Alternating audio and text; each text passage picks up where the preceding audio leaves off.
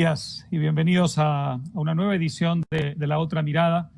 El día de hoy tenemos el gran honor de contar con el expresidente argentino Mauricio Macri, a quien todos ustedes conocen muy bien.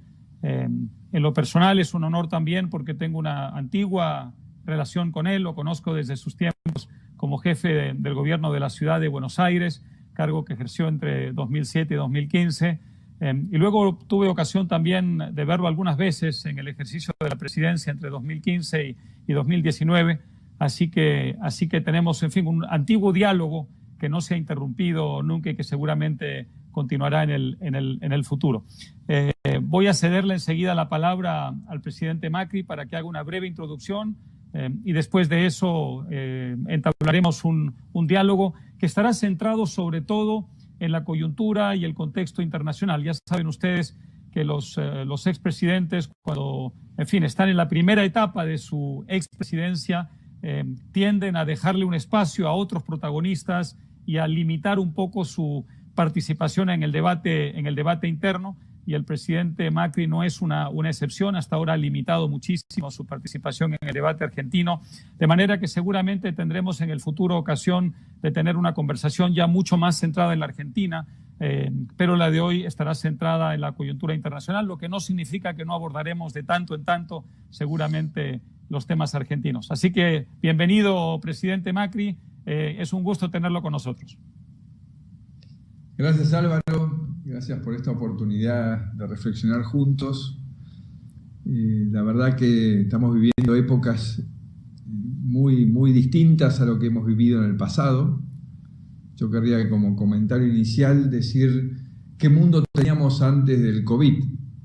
Ya teníamos un mundo inestable políticamente, especialmente en nuestras democracias, cargados de una enorme frustración social, insatisfacción creciente, un reclamo por otro tipo de relación entre el poder y la ciudadanía. Y yo creo que eso tiene mucho que ver con lo que yo llamo la revolución de las expectativas. ¿A qué llamo revolución de las expectativas? Es que a la revolución tecnológica llevada a las comunicaciones ha generado que un ciudadano hoy en 30 días reciba más información de la que recibía ese mismo ciudadano en toda su vida 30 años atrás. O sea, toda una vida de información hoy se consigue en tan solo 30 días. Eso genera ciudadanos millonarios en información, billonarios en expectativas. Expectativas, Álvaro, que son muy difíciles de conformar. Y en ese escenario, nuestra región recibe la llegada del COVID con problemas estructurales que devienen de años, de décadas de bajo crecimiento, con sistemas sanitarios frágiles, con economías, como bien vos sabés, con mucha informalidad, con situaciones fiscales de no tanta solidez. Y eso impide que haya paquetes fiscales de ayuda para recorrer este proceso del COVID semejantes a los países más desarrollados. Pero esta es la primera pandemia que convive con esta revolución tecnológica llevada a las comunicaciones. Es la primera pandemia que convive con el WhatsApp, con el Twitter, con el Instagram, con lo cual nos lleva a que hoy nunca estuvimos tan informados y tal vez nunca estuvimos tan confundidos, porque esta cantidad de información, con estas redes que son un escenario muy permeable para las posiciones extremas, ¿no? Para la radicalización de los debates, ha llevado al mundo hacia un lugar donde creo yo que también coincidimos que no nos gustó y no nos gustará nunca, que es el miedo, al miedo y al pánico. Y el miedo y el pánico te llevan a tomar urgencias, decisiones apresuradas, extremas, que generalmente terminan demostrándose como decisiones estúpidas y muy destructivas. Y esto es lo que estamos viendo en el mundo. Y ahí quiero citarte que hace poco leí un libro y lo volví a releer la semana pasada, que seguramente lo leíste, que es el de Hans Rosling, el sueco, médico, Factfulness, y él habla de todo esto. coincidiendo con lo que estamos hablando, de que no hay que dejarse llevar por el miedo, por la intuición, para tomar decisiones en momentos como estos, sino por los datos. Y el mundo sin información científica, por una carencia de liderazgo global, se lanzó a tomar medidas que después tuvo que empezar a corregir sobre la marcha. Y creo que esta ausencia de coordinación y liderazgo global que estamos viviendo también afectó en mucho este tema. Pero eso no significa que de esto salgamos de esto con menor globalización. Yo creo que tenemos que salir de esto con mayor coordinación. Entonces creo que esto que hemos vivido es algo que nos lleva a la reflexión. Y la primera reflexión, por supuesto, es que en algunos países hemos tenido gobiernos que creen que la pandemia es una buena oportunidad para avanzar en estos autoritarismos soft, livianos, que si no se los toma seriamente, pueden devenir en una dictadura como la de Venezuela. Entonces hay que estar muy claros y muy firmes que no hay que confundir la pandemia como una herramienta para afectar nuestras libertades, empezando por la libertad de expresión, por la independencia de los poderes, el funcionamiento de la justicia o la propiedad privada, ¿no? Creo que hay que dejar muy claro eso y por suerte veo que las democracias sanas van a salir fortalecidas de este proceso y las que van a ser afectadas son las que tenían debilidades anteriores, pero las fuertes van a salir fortalecidas frente al populismo. Entonces creo que un poco el panorama de lo que está pasando es eso, va a tener consecuencias que seguramente hablaremos en tus preguntas en la vida posterior a la pandemia al mundo, pero esto es en principio lo que hemos venido viendo que ha sucedido en estos meses. Muy bien, bueno, hay muchísimos temas que, en fin, surgen de esta breve introducción y que me gustaría mucho retomar, presidente Macri. El primero es hablaste de la ausencia de liderazgo. En cierta forma, ese vacío de liderazgo hizo que muchos gobiernos, sin coordinación entre sí, tomaran decisiones precipitadas, empujados evidentemente por la psicosis, la conmoción, lo que llamaste el miedo, y eso es muy evidente, eso ha sido muy notorio. Me recordaba esto lo que me dijo hace muy pocos días el presidente Aznar, con quien tuve una larga conversación, con respecto al rol de los Estados Unidos. Él decía, se siente una cierta ausencia de liderazgo de Estados Unidos con respecto, por lo pronto, a otras épocas, en un contexto como este, ya fuera por razones internas, ya fuera porque el propio gobierno de los Estados Unidos en este contexto tiene una política de repliegue, digamos, bastante avisada desde el comienzo, pero en cualquier caso, independientemente de las causas, el efecto ha sido ese, una cierta ausencia de orientación, de liderazgo, que tratándose de un país que es el país líder y orientador del mundo libre, ha tenido consecuencias en el sentido de dejar un vacío que han liderazgos menores y en muchos casos liderazgos autoritarios y populistas. ¿Qué piensas con respecto a esta reflexión que me hizo el presidente Aznar? Tiendo a coincidir y creo que en los próximos meses vamos encima a asistir a que Estados Unidos se va a cerrar más sobre sí mismo porque está en un proceso electoral que, como casi todos los procesos electorales en este momento, son siempre de resultados inciertos.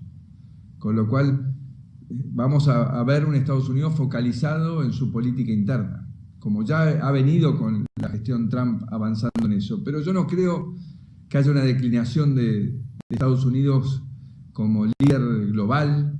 Creo que Estados Unidos sigue siendo un líder importantísimo en la innovación tecnológica, científica, con una moneda fuerte, con una capacidad de pensamiento en sus universidades que marca rumbo, como algunas de sus cualidades, con lo cual que creo que el mundo necesita del rol ordenador, del rol de equilibrio que le da al funcionamiento global, y espero que eso retorne, ¿no? Yo conviví con ambos presidentes, Obama y con Trump en el G20, y claramente hubo un cambio de actitud por una demanda tal vez también interna de Estados Unidos, ¿no?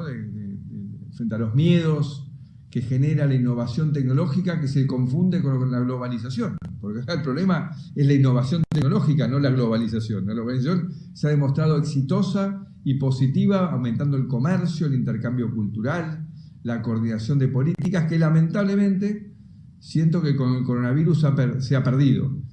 en vez de haber fortalecido eso, creo que hubo una pérdida de esa coordinación. Pero creo que Estados Unidos tiene un rol y el mundo lo necesita.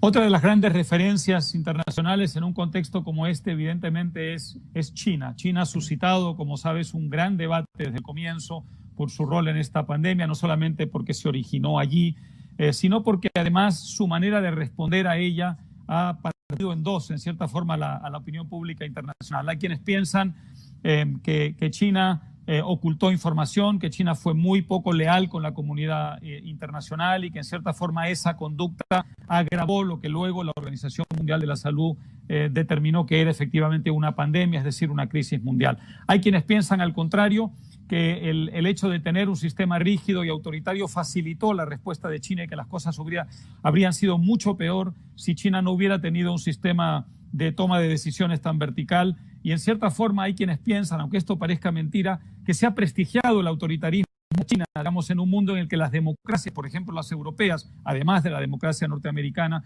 se han visto mucho más vulnerables y con mucha mayor dificultad para responder a una crisis como esta. ¿Qué responde Mauricio Macri? Recordemos siempre a Churchill, ¿no?, que decía que la democracia es el peor de los sistemas, pero el único posible. Y la tentación siempre a que el autoritarismo eficiente se demuestra más ágil, más reactivo en la respuesta, siempre es una tentación de la cual hay que alejarse. Creo que ellos tienen su sistema, hay que respetar. China es una realidad hoy en términos económicos, culturales, que juega en el mundo, que disputa el liderazgo en el mundo. Creo que es muy importante para nuestra región. Hablando de nuestra región y sus debilidades estructurales, China es un gran constructor de infraestructuras, es un gran demandante de nuestras producciones, empezando por los alimentos, con lo cual creo que hay un futuro muy grande para la región latinoamericana con China, y creo que hay un equilibrio que todavía no se ha encontrado entre esta nueva China potencia y los Estados Unidos, y que espero que la profundización del diálogo lo encuentre. Pero en mi gobierno yo logré tener una buena relación tanto con Obama como con Donald Trump, como con la Unión Europea y con China. 6 reuniones tuve con Xi Jinping, porque creo que China tiene un rol fundamental en el desarrollo futuro de la Argentina y también, de verdad, de toda la región. Con lo cual creo que hay que poder combinar esta convivencia y entender que ellos van en un proceso donde cada vez van abriendo más su sociedad, donde la sociedad cada vez vis a vis se conecta tecnológicamente con el mundo, más crece el debate en China. Con lo cual creo que en el futuro China se va a ir aproximando a estas democracias liberales que tenemos nosotros y haciendo su aporte enorme que ya lo está haciendo. Eso me recuerda a lo que decía Margaret Thatcher en su momento, que decía justamente regímenes, digamos, autoritarios, asiáticos, por ejemplo, en aquella época Corea del Sur, en la medida en que se van abriendo económicamente, va creciendo la clase media, la demanda de democracia va creciendo también y por tanto irán transitando hacia la democracia. ¿Puede pasar algo parecido en China quizá? Absolutamente. Es así, es un proceso inevitable. La gente se empodera. Por eso insisto en que en el COVID hemos visto en países donde se empoderó la gente. Acá lo importante es siempre confiar en la responsabilidad y el empoderamiento del ciudadano. Esta es la base del desarrollo. O sea, no hay desarrollo futuro sin libertad de elegir, sin libertad de debatir. Lo que no significa caer en otros extremos en los cuales se cree que eso te libera de todas tus responsabilidades, ¿no? Y que solamente tenés derechos y no tenés obligaciones, que es otro debate, ¿no? Otro país que, en fin, desde el punto de vista latinoamericano especialmente, pero no solo latinoamericano, está en el ojo de la discusión, evidentemente es Brasil. No solamente porque dentro de Brasil hay una situación sumamente complicada y además una, en fin, pugna muy acentuada entre gobierno y oposición, incluso entre el gobierno federal y algunos de los estados y los propios municipios, sino también en lo que hace al rol de Brasil en América Latina. Es el gran gigante sudamericano, es un país, digamos, que en cierta forma determina, de acuerdo a lo que allí pase o deje de pasar, el rumbo de una parte importante de la región. Entonces quería tu valoración de lo que está pasando en Brasil y quizá podríamos también añadir muy específicamente ¿Cómo se ve esto desde el punto de vista argentino? La relación Brasil-Argentina es clave no solo para ustedes, es clave para toda la región, y es una relación que nació, en fin, con mucha dificultad por las diferencias ideológicas entre los gobiernos actuales. ¿Hacia dónde va esa relación y cómo ves el rol de Brasil en el contexto latinoamericano?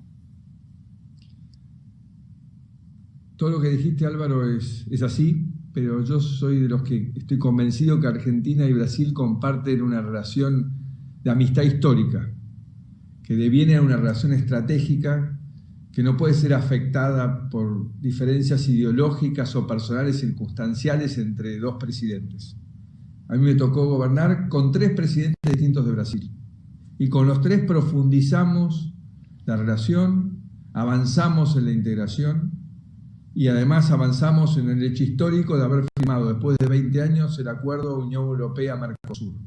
Y creo que eso es lo que va a continuar, porque está por arriba de cualquier diferencia personal, y además los argentinos reconocemos la enorme potencia y liderazgo que tiene Brasil en la región, así que también es importante para ellos y para nosotros, fundamental, tener esta relación en el mejor nivel posible.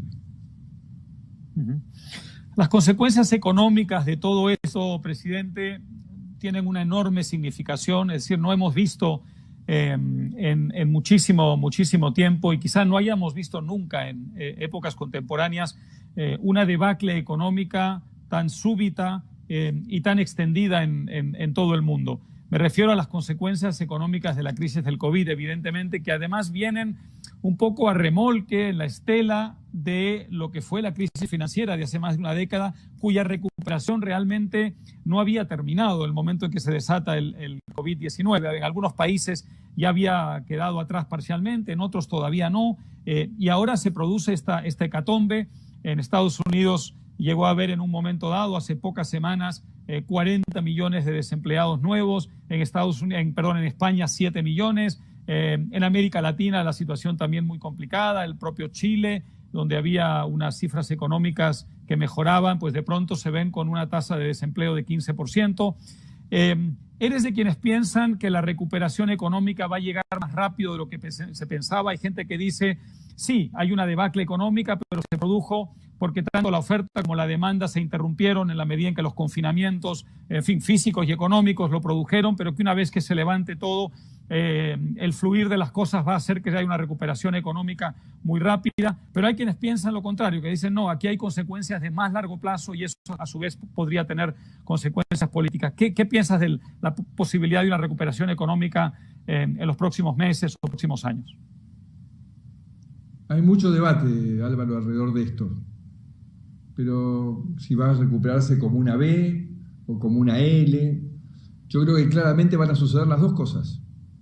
En los países donde tienen estructuras fuertes, tienen un sistema capitalista que funciona, con un sistema de crédito y financiamiento, ahorro, equilibrio fiscal, va a haber una recuperación muy rápida, como es el caso de Estados Unidos, en una B. En países que tienen fragilidades, falta de acceso al crédito, problemas fiscales, va a costar mucho más, se va a parecer a una L larga, va a ser muy doloroso, por eso aquellos países que tienen esas fragilidades debieron haber tenido el mayor equilibrio posible, porque no es lo mismo de cómo plantarse frente a esta pandemia si vos sos un país que tiene esas solideces o si sos un país que tiene fragilidades, así que va a ser muy desigual la recuperación en este escenario post-COVID. Yo he vivido este debate en Europa de una manera muy cercana. A mí el confinamiento me tocó en Francia.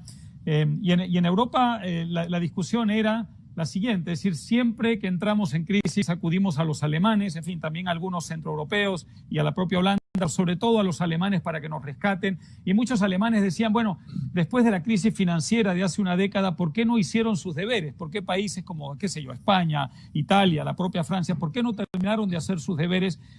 Y en cierta forma habríamos evitado tener ahora que acudir nuevamente al que siempre tiene que rescatar al resto de Europa. En cierta forma, presidente, esta crisis ha demostrado que muchos países avanzados se durmieron en los laureles o no aceleraron con, digamos, la fuerza suficiente la recuperación económica necesaria después de aquella crisis financiera y que por tanto se estaban arriesgando, como ahora se confirma, a que una nueva crisis los pillara sin los deberes hechos y por tanto con una angustiosa necesidad de volver a ser rescatados. Y sí, lamentablemente en nuestra región también vemos muchas diferencias entre los países que hicieron reformas estructurales, que lograron equilibrar sus cuentas fiscales, estar más integrados con el mundo, tener sistemas de ahorro interno y financiamiento, y los que no. Y esto se va a ver ahora a la salida de esta crisis, porque obviamente en la bonanza todo se disimula un poco más, pero cuando llegan épocas de crisis como esta, aquel que tiene estructuras mucho más sólidas tiene más capacidad de recuperación. Por eso va a ser muy desigual el post-COVID, depende de cada país y cada situación económica. Y las caídas del funcionamiento de la economía van a ser realmente muy asimétricas. El presidente Duque de Colombia decía hace algunos días una cosa interesante. Decía, yo me niego a escoger, a elegir entre la salud y la economía, que es el gran debate que se ha planteado. Muchos gobiernos tomaron quizá muy precipitadamente decisiones, digamos, muy orientadas a resolver el problema de la salud sin pensar en las consecuencias económicas. Y también hay algunos que pensaron mucho en las consecuencias económicas y quizá por ello descuidaron el tema de la salud. ¿Dónde te sitúas en este debate? Y digamos, si hubieras sido presidente y hubieras tenido estos dos grandes asuntos frente a ti, imagino que se habría producido también en el presidente Macri este gran debate, ¿no? ¿Cómo habría respondido Macri a esta disyuntiva? Muy delicada, porque cuando se pone en juego la muerte, de vuelta, avanza el miedo, avanza el pánico. Por eso me pareció muy interesante citar a Hans Rosling con su libro que hizo, él murió hace 2 años. No sé si sabés que él dijo que había 5 cosas que le preocupaban en el libro. Por eso lo volví a leer, porque un amigo mío me dijo, volví a leerlo porque hay una cosa que te va a sorprender. Y una de las 5 dijo, la futura pandemia, que seguramente va a ser una gripe, y que como gripe va a ser muy contagiosa. Y entonces va a agarrar a este mundo con esta nueva capacidad de comunicación que está siempre impulsada hacia lo negativo, producto de la competencia por la noticia, por generar conversación de los múltiples medios de comunicación que hay, pero el mundo está más listo que nunca. Espero que toda la reflexión del libro no se mueva de la mano del pánico, de la urgencia, del miedo, por el instinto, que generalmente, insisto, se demuestra la enorme mayoría de las veces de que no es tan dramático. Recordemos, como personas habitantes de este mundo, cuántas veces alguien nos aborda con algo que es dramático y urgente, y 99% de las veces termina no siendo ni dramático ni urgente. Y que se maneje, porque ahora lo tiene, con los datos, y no con el instinto y con el miedo. Iván Duque, con el cual hablé, es un amigo, él manejó Colombia con mucho equilibrio.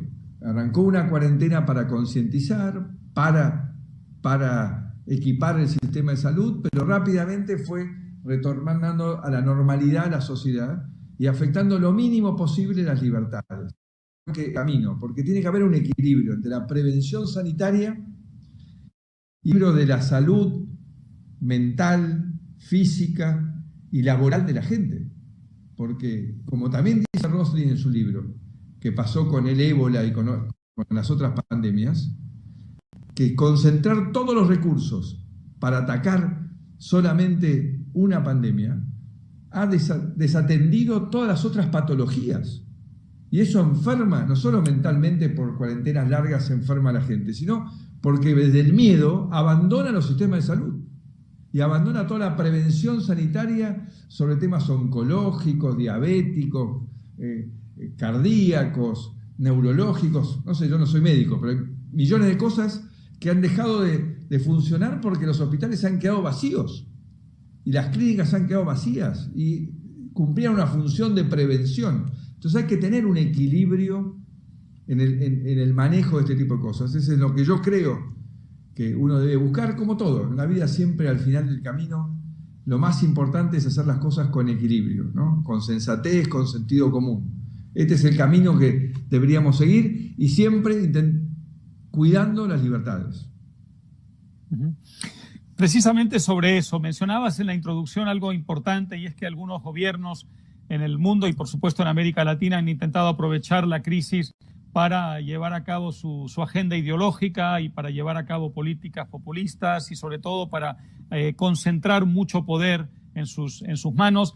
En cierta forma la tendencia ya venía de antes. Todos recordamos las manifestaciones violentas en Chile contra el modelo chileno, el modelo más exitoso de la región. Los que estábamos fuera mirábamos eso verdaderamente asombrados, y muchos países vecinos pensaban, ya quisiéramos tener los problemas de Chile contra los cuales están protestando ustedes.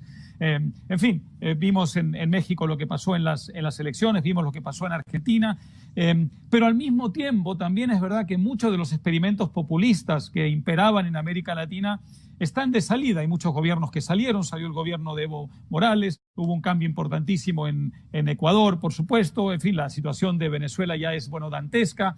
Entonces, la pregunta es, después del coronavirus, presidente, ¿ves al populismo fortalecerse o debilitarse en América Latina y en otras partes del mundo? Lo veo debilitarse. Veo que van a salir las democracias liberales fortalecidas post-COVID, porque de vuelta, de la mano de la revolución de las tecnologías y las comunicaciones, el ciudadano se ha empoderado. Acá lamentablemente hemos visto un gobierno que ha intentado en la pandemia avanzar sobre libertades, libertad de expresión, funcionamiento de la justicia, independencia de los poderes, la propiedad privada, pero lo que ha generado es una reacción monolítica, activa, fuerte de la sociedad, que se ha movilizado a expresarse en contra de estos abusos o avances. Y lo mismo, por suerte, por parte de la oposición, que se ha manifestado más unida. Aquello que fundamos con la doctora Carrió y el doctor Sanz hace 5 años, hoy está más consolidado que nunca en el compromiso de la defensa de estas libertades, de la inserción de la Argentina en el mundo. Todos los ciudadanos quieren ser parte del mundo, todos quieren estar conectados, recibir flujo de información, de investigación, intercambiar, viajar. Yo creo que pasado el COVID el turismo se va a retomar, la gente no va a seguir teniendo miedo de volver a viajar y a conectarse y a conocer. Este es el mundo que estamos viviendo y que vamos a seguir viviendo. Lo que va a avanzar es el comercio electrónico, que ha pegado un salto, el home office, el no viajar tanto a nivel laboral y resolverlo por estas vías, algo el homeschooling, pero los chicos tienen que seguir yendo a los colegios y socializarse y compartir. Pero hay cosas que van a cambiar, otras que no van a cambiar, porque el ser humano quiere relacionarse, quiere estar en contacto, quiere pertenecer, quiere conocer, quiere sentir olfatear los lugares, quiere todo, quiere ser parte de una cosa interactiva de intercambio. Así que, y creo que eso va de la mano de la libertad y va en contra de estos tipos de autoritarismos que quieren intentar imponer única visión de las cosas, cuando la verdad que lo lindo es poder debatir en qué tipo de sociedad queremos vivir y poder elegir, siempre poder elegir. Ha sido muy interesante eso que mencionabas desde la perspectiva de los que estamos fuera de Argentina, pero seguimos Argentina con mucho, en fin, cariño y mucha atención y siempre preocupación, comprobar que efectivamente, es decir, hubo una reacción de la gente muy espontánea, que no fue, digamos, motorizada ni movilizada por líderes políticos y dirigentes políticos, ni siquiera partidos, sino una respuesta de la gente, la ciudadanía, que, como has dicho, se siente empoderada hoy en día y que cuando percibe que hay peligros para sus libertades o que empiezan las expropiaciones, inmediatamente hay como un resorte democrático antipopulista que se expresa, ¿no? Y ocurrió recientemente en Argentina, ha ocurrido en otros países de América Latina y quizá ahí hay, presidente, esperanza, ¿no? Soy muy optimista en términos de futuro, más allá de que en el corto plazo vamos a vivir situaciones muy difíciles, pero en el mediano y largo plazo soy muy optimista de la Argentina y de la región por este empoderamiento. por esta valentía que hoy tienen los ciudadanos de expresarse sin miedo y defender sus oportunidades y creer en la cultura del trabajo, en la superación personal, en ser parte de la innovación tecnológica y no creer que uno está excluido per se. Yo creo que es al revés. La innovación tecnológica le ha dado oportunidades a regiones como la nuestra, que acumulan muchísimo menos capital que antes no teníamos, porque para ser grandes productores de materias primas o de siderurgia, por ejemplo, hay que hacer inversiones millonarias y para eso hay que tener capital. En cambio, para desarrollar iniciativas en el mundo de la tecnología, es solamente inteligencia y muy poco capital. Entonces eso da una nueva oportunidad para nuestros países. Y hay muchos que lo están haciendo. En la Argentina se ha desarrollado una fuerte oferta de servicios en toda la economía del conocimiento y somos protagonistas con empresas muy importantes en todo el mundo tech, por ejemplo, Mercado Libre, que es la que lidera en la región, bueno, y hay varias más que están creciendo. Entonces creo que esto nos da una enorme oportunidad y los ciudadanos quieren ser parte de esa oportunidad y quieren gobernantes que no abusen del poder, que sean respetuosos, que se comuniquen de una manera distinta, que rindan cuentas, que de la mano de la tecnología tiene que haber absoluta transparencia en el uso de los públicos. Y me imagino, presidente, que dentro de ese, digamos, enfoque optimista está también el optimismo con respecto a la integración latinoamericana.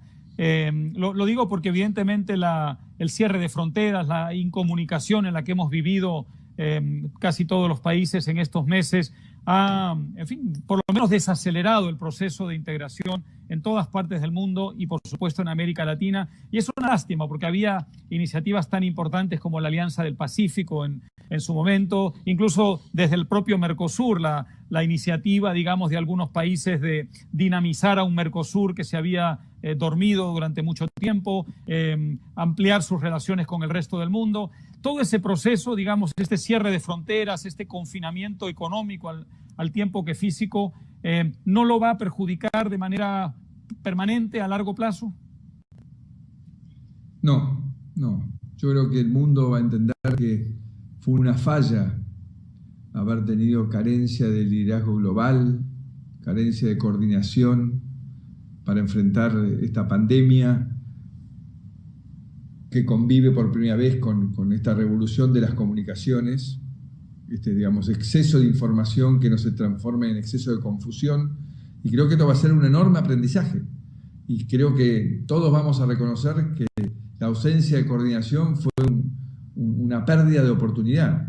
Si hubiésemos coordinado esto dentro del Mercosur, con la Alianza del Pacífico, en el G20, en el G7, estoy seguro que todos hubiésemos tenido un comportamiento global mucho más coherente y no tantas asimetrías y reacciones sobre reacciones, vueltas atrás, mensajes confusos. Hasta la OMS decía una cosa una semana, otra cosa la semana siguiente. Entonces creo que eso hizo algo que es gravísimo, que es perder credibilidad.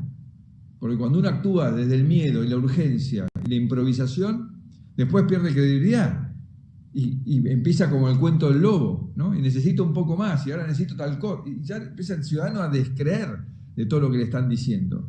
Y además hoy, de vuelta, el ciudadano accede a toda la información, puede googlear toda la información. Empieza a ver que hay contradicciones, y eso ha sido muy malo. Esto ha sido muy malo y va a ser un enorme aprendizaje para crisis futuras, para que las encaremos de otra manera distinta.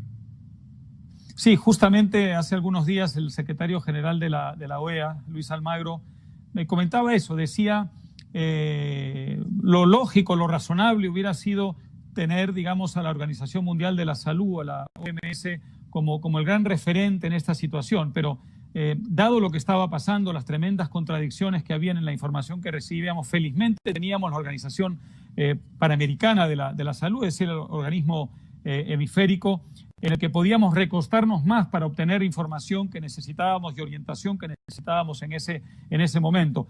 Esto desde luego es bueno, pero también es malo. También significa, presidente, que en esta situación incluso los organismos internacionales que tenían la responsabilidad de guiarnos un poco cometieron errores muy importantes y no nos dieron la orientación que debían habernos dado, por lo menos en un primer momento, ¿no? Así es. y esto va a lo que hablamos hace un instante, actuar desde la urgencia, desde el pánico, desde la intuición, sin datos científicos, te hace después perder la credibilidad.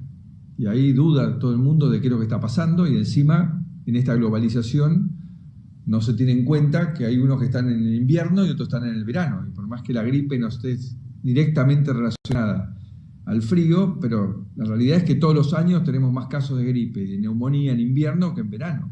Entonces esa asimetría y una confusión de información generó que se sigan tomando decisiones apresuradas, sin información científica que las avale, y generando el cuento del lobo, ¿no? Que después hace que los gobiernos pierdan autoridad a la hora de demandar a la gente colaboración, ¿no? Entonces creo que esto va a ser un enorme aprendizaje, e insisto con este libro, porque es como si él hubiese visto el futuro. Él habló de que en Nacalá, una pequeña población de Mozambique donde él fue a trabajar hace unos años, cuando él llega se moría gente todos los días y no sabían cuál era la peste por la cual se morían. Entonces el intendente de Nacalá le dijo al doctor, le dijo, bueno, voy a cerrar el pueblo, ¿qué le parece bien? Y él dijo, haga lo que tenga que hacer. Y el señor cerró el pueblo y cerró el transporte público. ¿Y qué pasó? La gente que vivía del día a día de su producción necesitaba llevar los productos a un mercado que estaba en el pueblo al lado. Entonces las mujeres le contrataron a los pescadores ya que nos andaba el bus por barco. Entonces subieron los chicos, las madres con sus hijos, para llevar su mercadería a venderlo al mercado. Y los pescadores cargaron de más los botes y se murieron, no dice cuántos, pero decenas de mujeres y chicos ahogados. Y él decía que hasta el día de la fecha, él cada noche se iba a dormir pensando en que él mató a esas mujeres y esos chicos por haber tomado una decisión basada en el miedo, sin razonar qué venía después, qué afectaba en el equilibrio del funcionamiento de la vida de la gente. Por eso en este caso, lamentablemente, él lo pronosticó, lo alertó, le pidió al mundo que no actúe desde ese lugar, y lamentablemente en muchas partes del mundo se actuó así. Y las consecuencias van a ser duras, muy duras, porque la verdad que haber, por ejemplo, desmantelado el sistema de salud en muchos lugares del mundo y que no funcione durante varios meses, hemos incubado problemas que vamos a ver en los próximos 2 años, ¿no? Aumento enorme en víctimas por problemas, en muertos por temas cardiológicos, que no hubiesen sucedido si hubiesen continuado sus tratamientos. Entonces creo que esto va a ser una experiencia muy dolorosa, muy costosa, pero de la cual vamos a salir fortalecidos y aprendiendo a cómo lidiar en el futuro con otros casos como este. Vamos a entrar ya a la etapa final de la conversación con 2 o 3 preguntas últimas, presidente.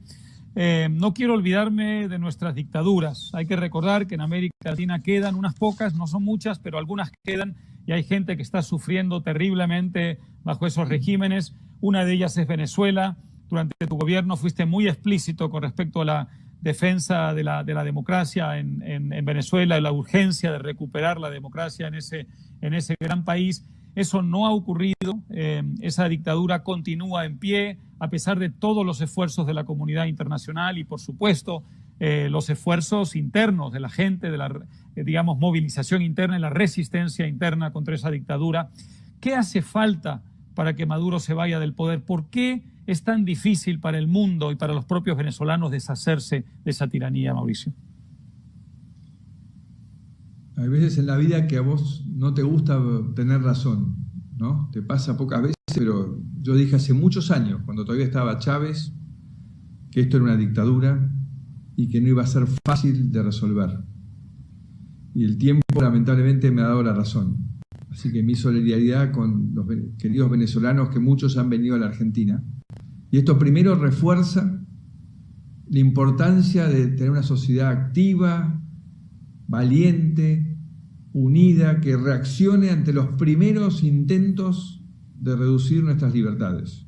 Porque esto no pasa, Venezuela no llegó a donde llegó de un día para el otro. Fue porque fue cediendo, pensando de que no era importante esto o aquello, y que se podía convivir con esta libertad menos. No se puede convivir con ningún intento de afectar nuestras libertades. Entonces esa es la primera reflexión. La segunda es que tenemos que seguir manteniendo la presión hasta que de dentro de Venezuela surja una fuerza, de dentro del ejército venezolano, que es el sostén de esta dictadura, surja una decisión de terminar con este proceso de destrucción, de generación de pobreza, de persecución que vive Venezuela, y para eso tenemos que estar unidos y manteniendo la presión muy alta, cosa que lamentablemente en este momento mi país, Argentina, no está haciendo, porque permanentemente se retira de las posiciones de aumentar el nivel de sanciones a Venezuela y de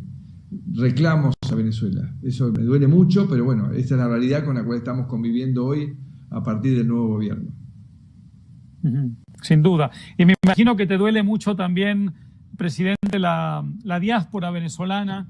El otro día un funcionario alto de ACNUR compartía con nosotros la información de que ya suman prácticamente 5 millones los venezolanos que han tenido que salir de su país, y por supuesto muchos están en Colombia, en Argentina, en Perú, en Chile, en Ecuador. Un drama humano terrible por un lado, y por el otro también preocupante, que en fin, felizmente no son mayoritarias, pero algunas reacciones xenófobas en algunos de nuestros países de gente que quisiera expulsar a los venezolanos o que los sienten como intrusos y como invasores. Me imagino que todo esto te suscita alguna reflexión. Sí, la verdad que estamos en un mundo donde hay una primera reacción demasiado excesiva, ¿no? De vuelta desde el miedo, y que trata de repeler estas corrientes de inmigración que recibimos producto de este avasallamiento de las libertades y la puesta en peligro de la vida de la gente. Por suerte, en Argentina, los argentinos hemos recibido de brazos abiertos a los venezolanos, pero sé también que en otros lugares por ahí tal vez no es así.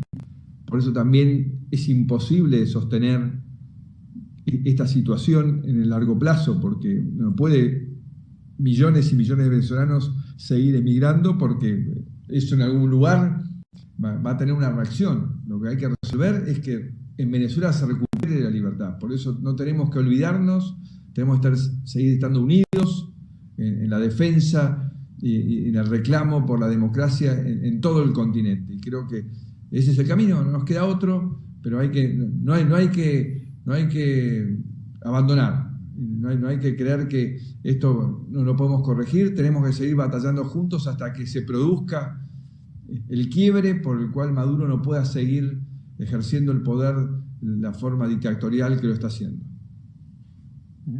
Sí, y ojalá los gobiernos de la región, que mejoraron mucho en su posición. Hay que decirlo que hubo una época en que los venezolanos estaban muy solos, luego América Latina en gran parte se unió al reclamo democrático. En fin, es una lástima que algunos países, es verdad que Argentina entre ellos, se hayan retirado de esta postura común. Ojalá que se pueda retomar eso cuanto antes, ¿no?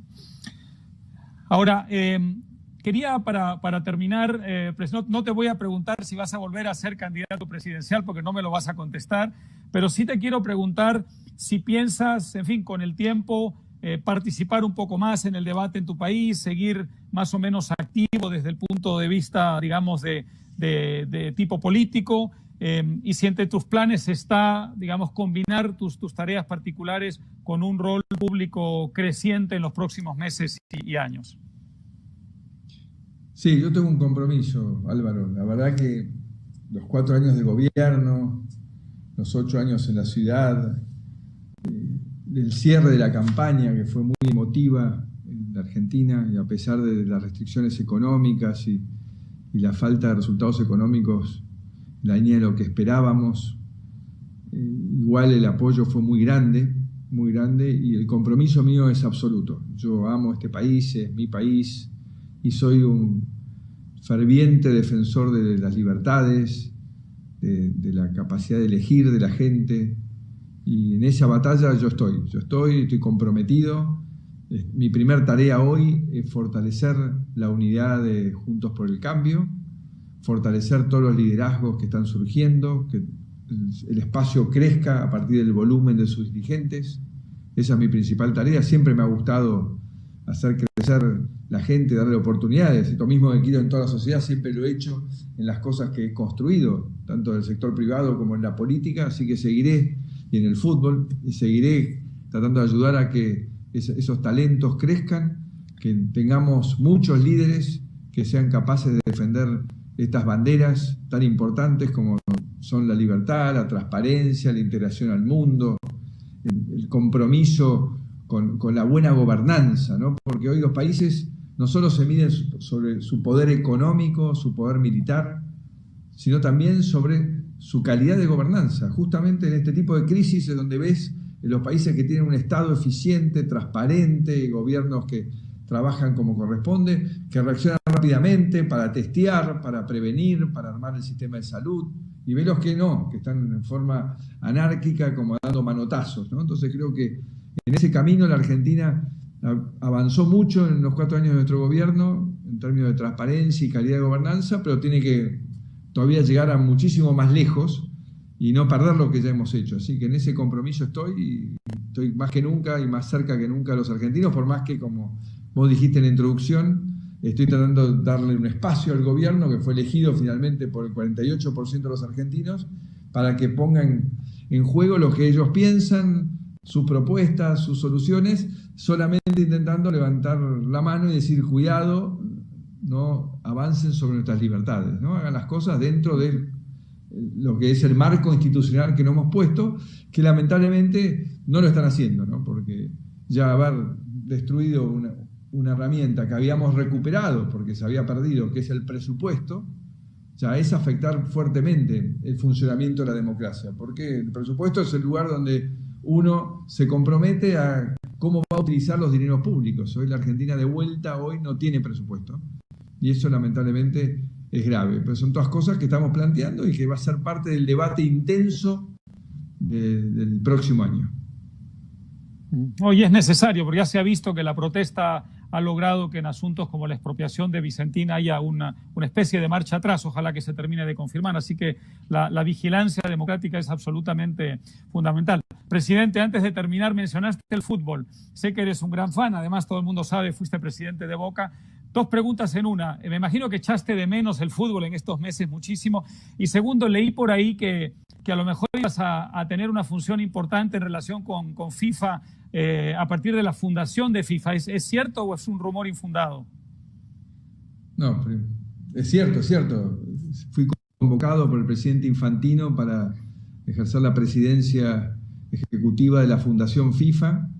Él tiene la vocación de ligar al fútbol con la educación, y son 2 pasiones que para mí se me combinan, porque siempre he sido no solo un fanático de fútbol, sino también un fanático de mejorar la calidad de la educación, el acceso a las tecnologías por parte de los alumnos y los docentes, porque si no logramos, como diría Inés Narati, los sabios ahora tienen que correr. Antes eran los de barba blanca y que sabían todo porque eran grandes, y ahora vemos abuelos corriendo detrás de los nietos para que le expliquen cómo no quedar excluidos del mundo por no saber cómo manejar las tecnologías.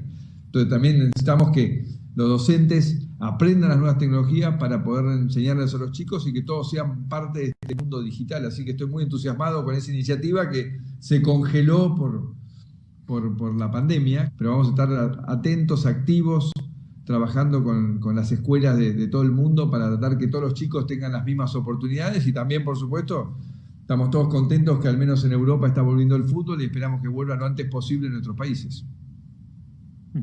Cómo no. Bueno, te agradezco muchísimo, presidente, la oportunidad. Entiendo que es la primera vez desde que dejaste la presidencia que das una entrevista, en fin, extensa sobre todos los temas internacionales y algunos nacionales también. Así que te agradezco mucho la deferencia y espero que volvamos a tener una ocasión próxima para seguir discutiendo y debatiendo. Muchísimas gracias por todo. Gracias, Álvaro, y como reflexión final, decirles que esta experiencia nos está demostrando una vez más que cada vez sirve de menos las experiencias del pasado para resolver los problemas de la actualidad. Nos pasa con la lucha contra el cambio climático, nos pasa con cómo entender cómo va a funcionar todos los cambios en la edición genética en la cual vamos a ir, cómo impacta en nuestras vidas la inteligencia artificial, son todas respuestas que no las encontramos en el pasado. O sea, sin renegar de que es importante conocer nuestro pasado y tratar de no repetir los mismos errores en el futuro, pero hay que entender que hoy el futuro nos desafía a que nuestras decisiones estén tomadas sobre conocimientos del pasado, pero también tratando de adivinar o conocer lo que va a pasar en el futuro, si no nos vamos a equivocar. Así que espero que todos entendamos que ese es el desafío que tenemos por delante. Pararnos frente a cosas que están sucediendo, que no tienen reflejo en nuestro pasado, pero que son parte de nuestra realidad y que son un enorme, enorme desafío. Muy bien, bueno, gracias y hasta pronto. Hasta pronto.